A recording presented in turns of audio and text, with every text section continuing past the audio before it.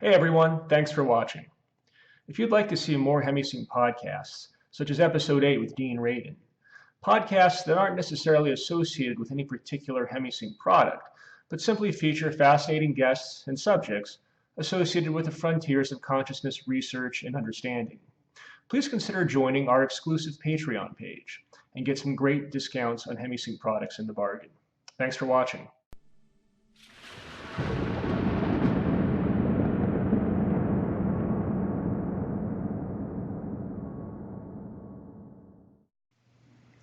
Hey, thanks for joining us for the Hemi-Sync podcast. I'm pleased to be speaking today to Tenzin Wangyal Rinpoche. Lama Tenzin is a Tibetan master in the Burn tradition, a Dzogchen teacher. He is the founder of the Ligmin Cha school and is also the author of several books, including Wonders of the Natural Mind and the Tibetan Yogas of Dream and Sleep. This is his third Hemi-Sync album with us, following up on Healing Through Awareness and Sacred Space. We are pleased to be joined by Lama Tenzin today. Please welcome him. Lama Tenzin, thanks for joining us. For people that are not familiar with you, you are a Dzogchen teacher in the Bon tradition. And I did not realize this until reading your books, but the Bon tradition, even though it comes from Tibet, it is not Buddhist, meaning it did not derive from Shakyamuni Buddha, who was the Indian prince Siddhartha Gautama. It is actually much more ancient. Yes, absolutely. And I'm always intrigued by things that are ancient.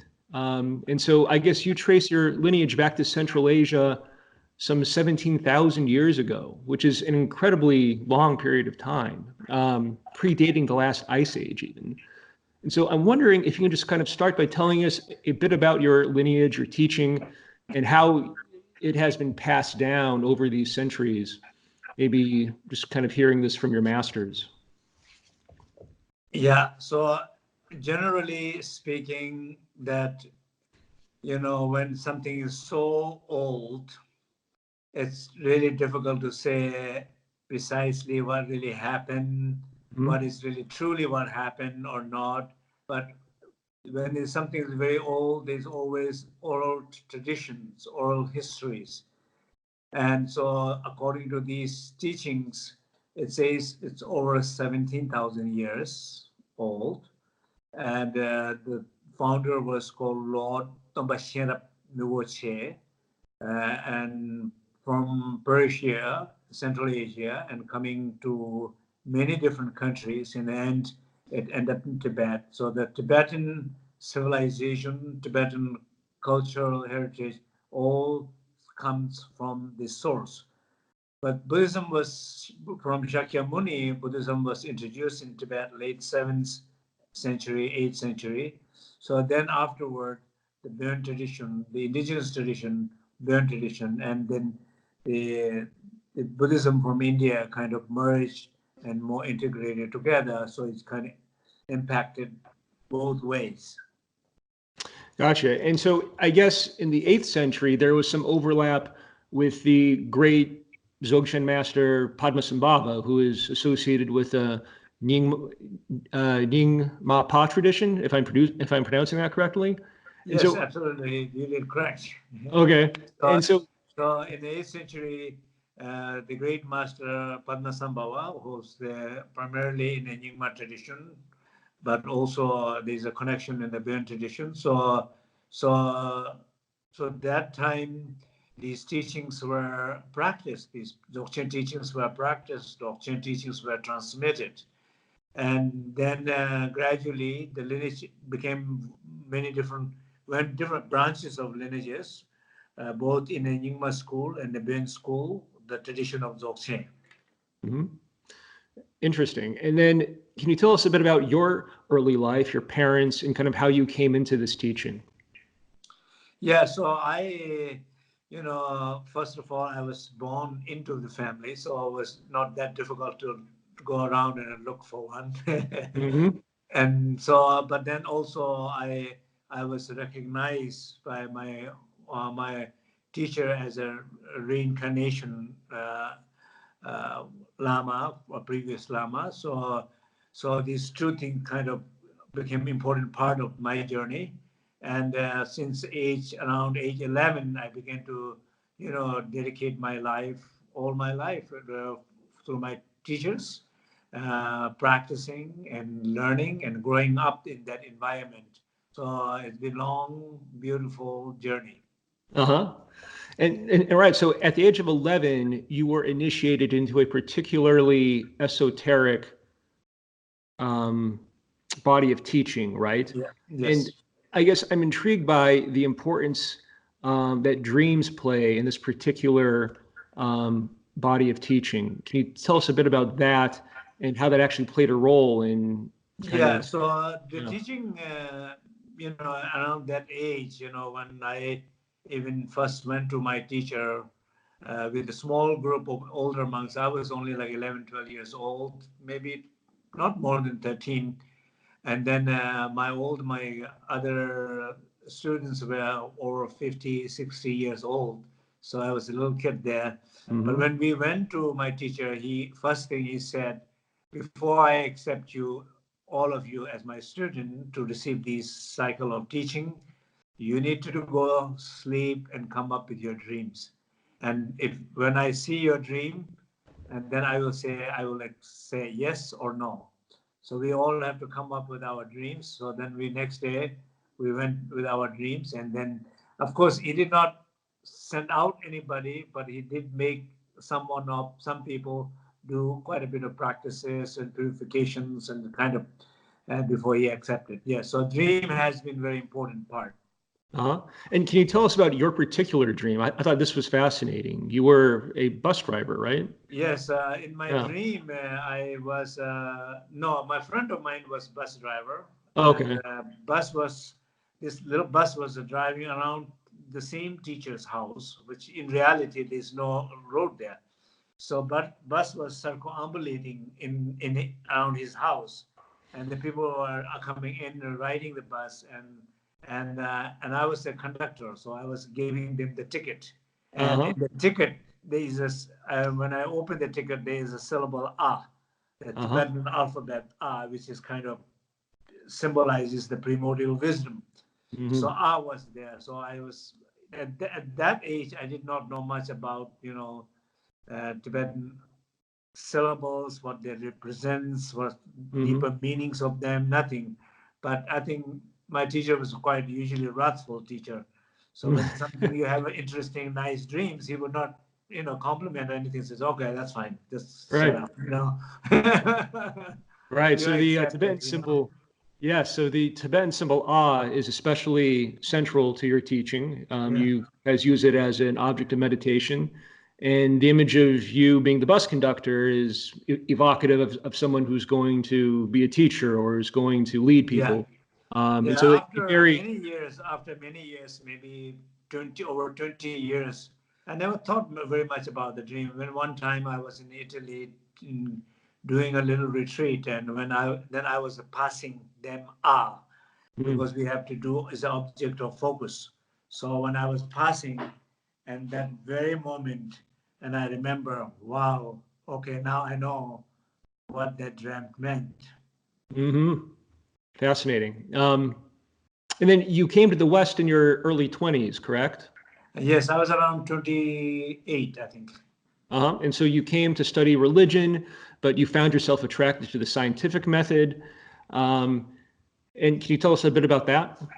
Yeah, so basically, I always interested to learn more and learn other culture, other tradition, other disciplines, and so I was interested in Native Americans. I was interested in psychology, science, and so I got exposed also by in different university. I got a scholarship in Oslo University. I got a Rockefeller Fellowship, Rice University.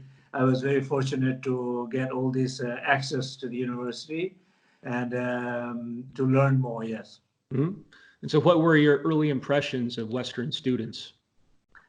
Well, early impression was Western student as far as their studying Dharma is concerned. I thought they were not that serious. Hmm. they Yes. were they were like shopping around. It's like a Yes. shopping dharma. Yes. Spiritual So tourists. spiritual tourism, tourists. Yes. Also, when words like a sampler, can you Yes. come in and give us a talk? Sampler talk was the most strange thing I have ever heard. Saying Yes. sampler talk.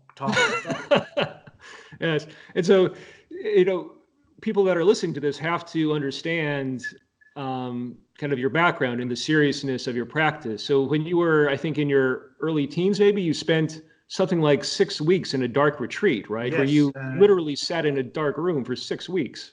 Yes, so yeah, probably I was around teenage. Uh-huh. In teenage, maybe around 15, 16 or something like that. So one of our training when receiving teaching from my master, and there's a particular type of practice called dark retreat where you totally go into the dark room and no light at all, and remain silent and remain meditating there for 50 days. So, and so that's what I did, So it was not necessarily easy practice to do, Mm-hmm. especially that age, trying to be still in one place. Yes. But one of the most beautiful experiences that I have ever had. My mom used to tell my sisters, if you don't behave well, we'll put you in a dark room also, because after he went into the dark room, it's much more calm and peaceful. Yes. Yes. And so you detail some of the visions you had or some of the experiences you had in your books, Wonders of the Natural Mind and the Tibetan Yogas of Dream and Sleep. But some of these experiences sound like what we in the West would describe as psychedelic experiences, things that you have to take drugs to induce. How would you how would you respond to that? Are there any experiences that you think would be interesting for people to hear about? Well, Could you I think expand? in the West, people using substance to have some deeper experiences. And so some of these deeper experiences of vision might affect some of inner transformations. So not necessarily everything is bad or not good. People have different ways of journeying. But in our own tradition, we don't use substance, but we do have experiences of visionary experiences, like so basically some sense of deep wounds or deep patterns or deep karmic traces. These deeper experiences need to be surfaced out and Mm-hmm. processed and clear Yeah. and transcendent. I think that's Yes. kind of the purpose of it. And that definitely happens during these meditations. Yes. So, how did these transform your personality? Because you've Well, commented on that. so basically, these uh, experiences, I think what happened is it clears something more deeper issues. Mm-hmm.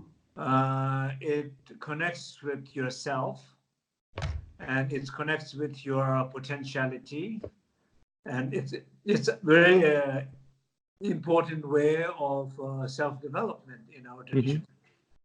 And so, getting into the teachings themselves, so there's an outer cycle, which are the sutras, and many people that are listening to this are probably familiar with that term. There's an inner cycle, which is tantra. People are probably also familiar with that. And then there's also the secret cycle, which is Dzogchen. Can you talk a bit about that? So basically, these three paths, approaches, or disciplines are all are equally valid, valuable, but depends on who is practicing. For example, the metaphor is if there is a plant poison, for ordinary people who have no knowledge of transformation, they should avoid the poison. So Mm-hmm. it's like a sutra approach, renunciation, path of renunciation, renouncing Mm-hmm. it. Or people like herbologists, like doctors, they know how to use the poison to turn into a medicine. There's a knowledge there. With that knowledge, one is able to transform one's inner poison into support and into a medicine, into a personal development. And then the last one, the path of liberation, is like a Dzogchen path, which is saying you really don't need to run away, you don't need to change anything. If you understand the truth and leave it as it is, it will transform by itself. And so these are different paths of transformation, really, and different tools available to so it's like accomplish a that. peacock. Yes. Peacock will eat the poison, and peacock will not die, but it will help peacock. And so in terms of what the practitioner is actually doing, early on in the path, you advocate a practice of focused concentration, correct? And then later on, this becomes conceptless or focus-less contemplation. Can you talk a bit about how that works? Yeah, so basically it's like anything, like when you're learning and driving, first you cannot, you get really agitated, nervous, and you cannot do multiple tasks. You don't want to talk, you don't want to play music, you don't want to even change the gears, you wanted to focus. So then gradually you master in it, and then you begin to integrate, drink coffee, look at the map, talk, listen to music, do a makeup, Text, yeah. and live whole life in your car. Yeah. The full integration of driving.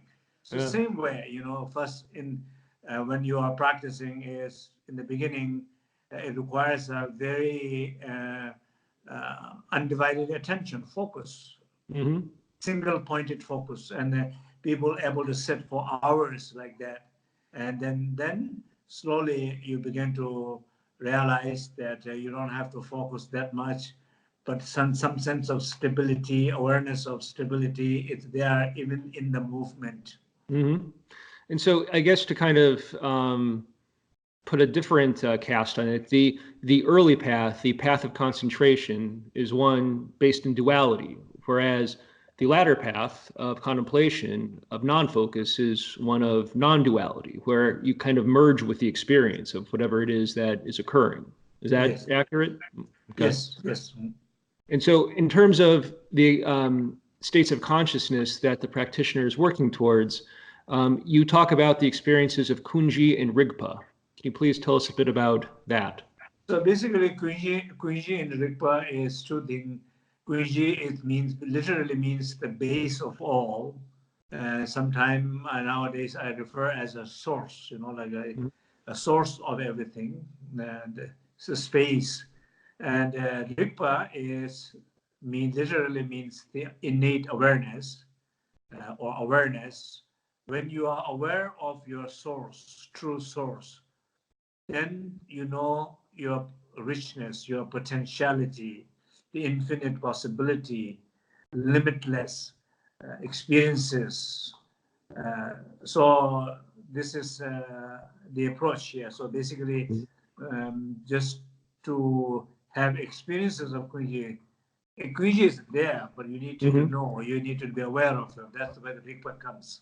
And so when you're having a transformative experience, what some might describe as a psychedelic experience, that is purifying, burning up the karmic traces, transforming your personality, how do those relate to kunzhi and rigpa? Yeah, again, same way in the kunzhi and rigpa is the best way to transform them. It's to being open, allowing these experiences to arise and not interfering the process of their arising and not grasping on to them so they can liberate by themselves. So every experiences have their own power to come in the universe, in your consciousness, manifest there and liberate, transcend by itself without anybody's help. If you are open and aware. But most of the time, these experiences are grasped, on, and manipulated, and then they don't liberate, they produce sufferings. And so we aren't grasping for these experiences, we aren't avoiding them, we're kind of allowing them to happen, almost kind of like a surrender. Is it a state of surrender? Yes, in some sense of Well, I mean, like with your experiences, it's more like surrendering Mm-hmm. and trusting rather than manipulating, interfering. Yes. Mm-hmm.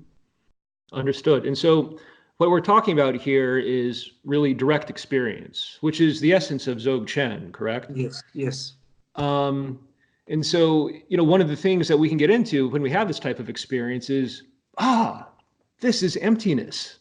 And as soon as the mind does that, it's not really the thing itself, is it? It's something Yeah. else. The moment you conceptualize, the Yeah. moment you label, then you lost the truth. Yes. And so it sort of needs the experience needs to remain non-conceptual. Yeah, experience need to remain non-conceptual, or if the conceptual mind is there, it should not impact the experiences. It need to outer experience should arise and let Hmm. them go, or inner conceptual mind can arise and let go, but not grasp each other or interfere with each other. Right. And so you're talking about how the conceptual mind kind of naturally pushes us into tension. And what we're really talking about is a relaxed state, which you refer Yes. to as the natural state. Yeah. So the most important thing is that many times all our suffering, our pains, our conflict, they are they come out of exhaustion. Hmm. They come out of effort. The exhaustion and effort is the two main thing what is causing sufferings to this world. And this exhaustion and effort is caused by pain identity, that everybody trying to be someone. Yes. And that's what I refer as a pain identity, and Yeah. causing a lot of effort.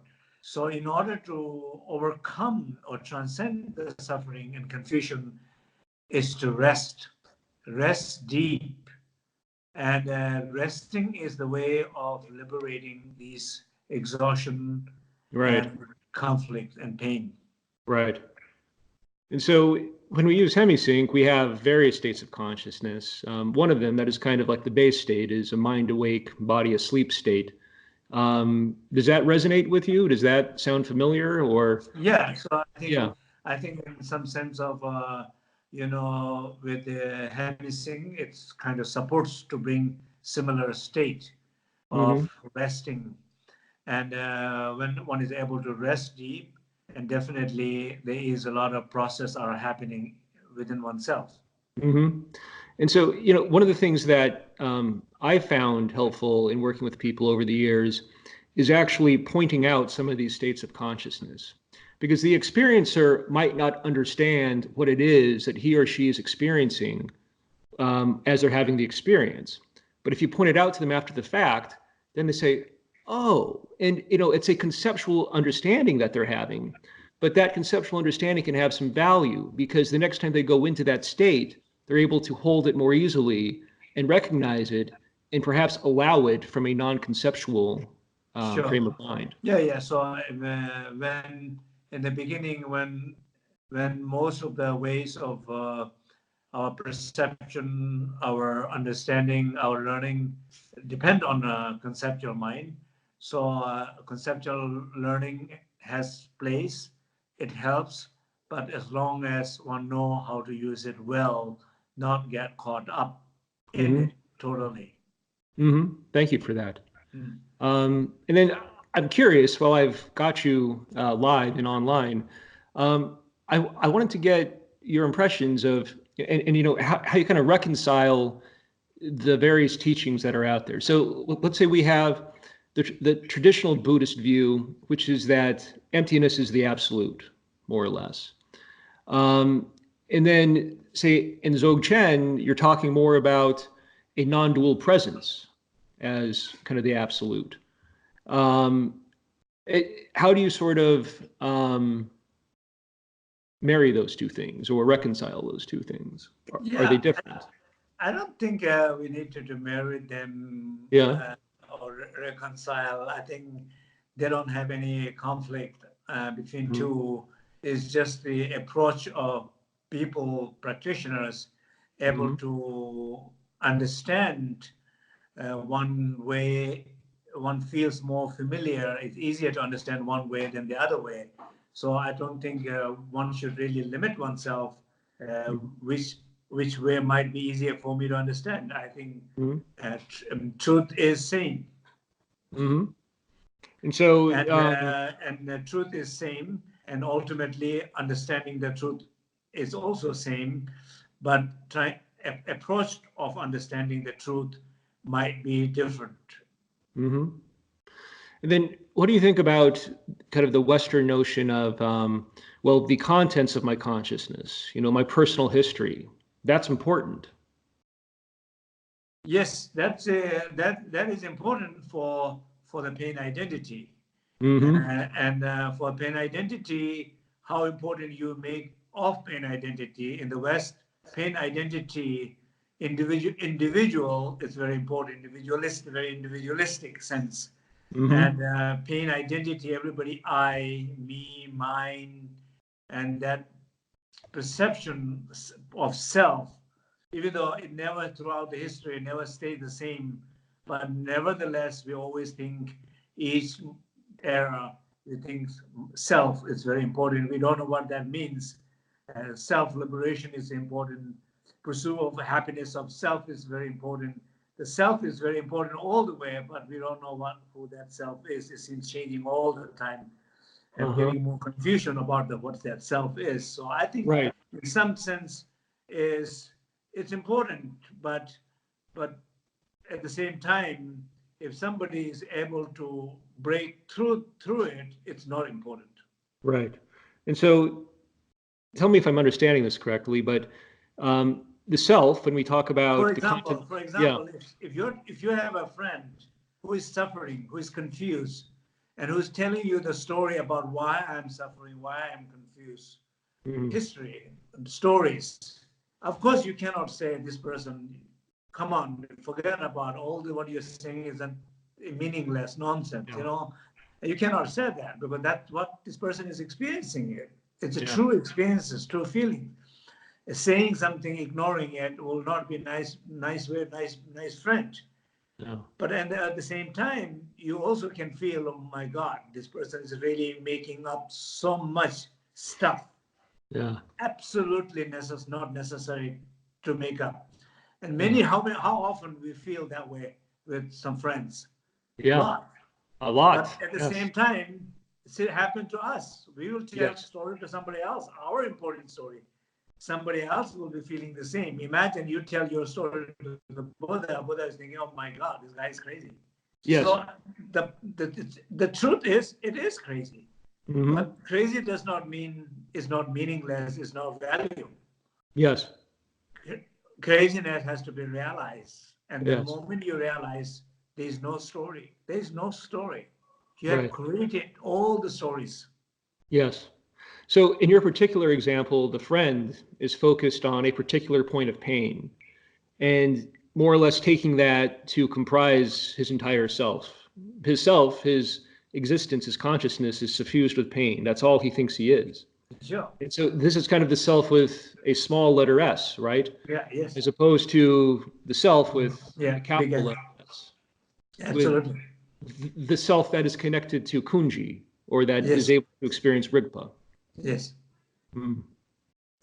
And so we touched upon this earlier about how the Western world treats practice. It's a bit more casual than you might treat practice in, say, Tibet. But what is the importance of practice? Well, important, in the end of the day, everything depends on the practice, like practice of listening, practice of reflecting on, practice on understanding, practice on practicing, practices of experience, practices of becoming familiar with what you realize, and practices of fully manifesting what you realize. So there are so many different layers and levels of practices. And if one does not commit to these, nothing is going to happen. So practice is, in the end, it's important. No matter how much you know, if there is no practice, nothing is going to change. And perhaps the central benefit from practice. It can give us a sense of meaning. Without that, what are we going to do? We're going to go chase the next sweet thing, the next pleasure. Any thought on that? Yeah, and yeah, the meaning, the purposes from the point of view of the teaching is liberation. Mm-hmm. It's not the next pleasure, the one who freeing from the one who needs the next pleasure. Mm-hmm. And so you really emphasize the importance of integrating practice into daily life, which I appreciate. So the Burn tradition is really kind of a psycho-spiritual practice. Can you expand on that a little bit? Yes, and again, if we talk about importance of the practice, but when we think about practice, when people think, okay, I practice half an hour in the morning, half an hour in the evening, or I practice 1 hour or 2 hours, all the formal practice, it's not enough. Mm-hmm. The most important part of the practice is informal practice, living practice. Mm-hmm. Moment to moment. When you're angry, you practice anger. Mm-hmm. Transcending anger into love. When you are depressed, you practice depression. Yes. When you are lost, you practice losing yourself is the door to finding yourself. So yes. every negative experiences becomes your practice to the door of your development. Yes. And kind of expanding on that, so we spend a third of our life sleeping, right? Yes. And so if this can be time that is used for practice, that could be tremendously beneficial. And that is kind of what this new exercise that we're doing with you is about. Can you talk to us a bit about kind of the background for this exercise and your hopes for it? Yeah, so, generally lately, I've been feeling like our modern lifestyle, really, people with so much time on the screen. Yeah. And people, a lot of lights, street lights, and the light, battery charging lights, fridge light, TV lights, so much light, outer electric lights, and interfering with the natural flow or resting of our body system, and connection to the dark night, and connection to the deep sleep. And so these are very much interfere, and you can see so much problem of sleep deprivation. And people are making in a political level, making many wrong decisions based on lack of exhaustion, not enough rest. Yeah. People are not able to learn properly because they're not getting enough rest. Yeah. People are not making wrong decision or of not feeling good, not because not enough rest and sleep. So I think in some sense, resting and sleeping is also that we can really work on it. And I encourage everybody to work on it so that naturally you will able to have more healing in your body. Naturally, you will able to have more healing in your emotions, with your deep hidden wounds, and your ability to manifest out in the world, to make decisions, to feel inspired, energized. They all comes from deep rest. So part of this is learning how to rest deeply. But then how do we also turn sleep into a practice of sorts? How do we cultivate awareness during the sleep and dream state? Yeah, so first of all, I think really it's important to rest, because many people are trying to do something, because our problem is doing things. Yeah. And even before we go to sleep, many people have problems sleeping because they're doing to sleep. Instead of resting and sleeping, they plan to sleep. They put effort to sleep. They have decided to sleep. They have all this planning mood, doing mood. And that's why they're not sleeping in the first place. That's why they're not resting in the first place. They have to forget about everything. Yeah. They have to forget about themselves.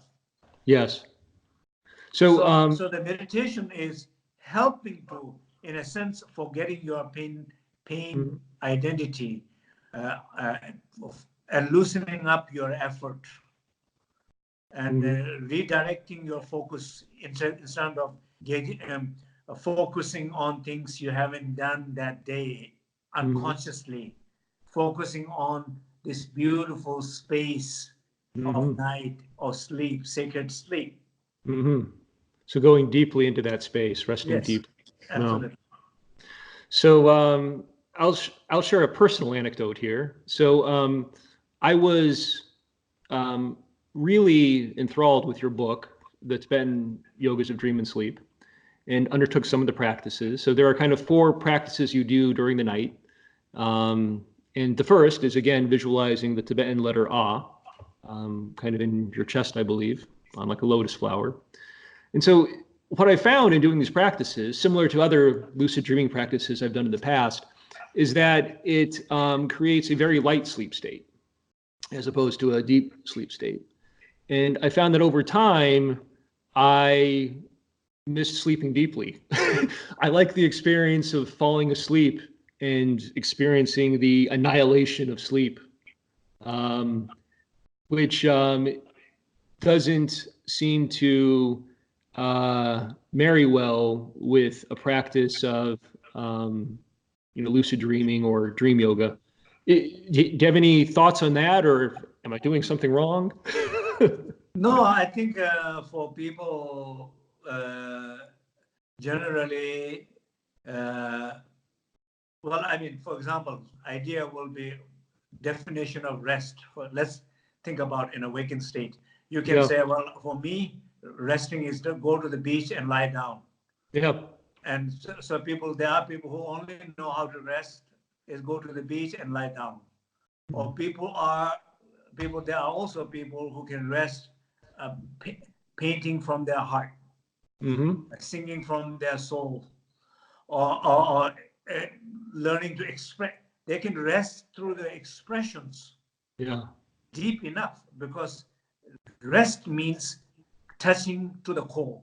And these expressions are coming from the core. But as you said, denial means also, that's another way, is since you have not connected to the core, but at least you forgot your pain identity, that's you are calling a rest. So I think in some sense, and I'm not saying that from the Dzogchen point of view, it's bad. I'm saying it's not good enough. But it's good enough for people who need that. But because that's only access they have. But there are deeper access to the core. So if I'm understanding correctly, you're saying it's possible to rest deeply in a light sleep state by accessing the core. Yeah, absolutely. The state of kunzhi. So what I'm saying here is being aware or have lucid dream or activity of lucid dream will not interfere, does not have to interfere your deep state of rest. It's deep state of rest. Very interesting. Well, Lama Tenzin, thank you so much for taking the time. Thanks for producing Sacred Sleep with us. Thank you. Thank you so much. Thank you.